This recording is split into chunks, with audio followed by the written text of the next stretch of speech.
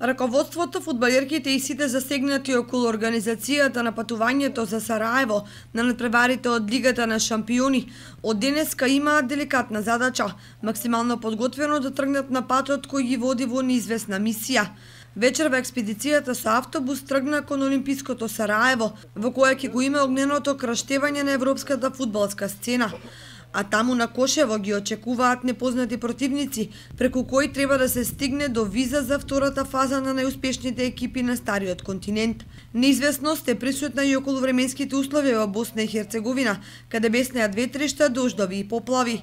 Инако експедицијата ќе брои вкупно 31 член, а дополнително на денот на првиот натпревар се очекува во Сараево да пристигне мала група подржувачи на клубот и симпатизери. Телевизија Кочани ќе има своја екипа, која ќе следи се што ќе се случува во и околу ЖФК Кочани, со цел да и битните работи од прва рака да им ги пренесе на гледачите во општината и пошироко.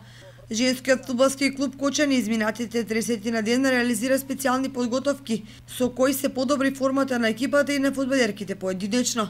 Хармонијата која владее меѓу девојките носи помалку еуфорична атмосфера, дека во Сараево може да се направи чуда. Како и да е, излегувањето на европска сцена е успех сам по себе.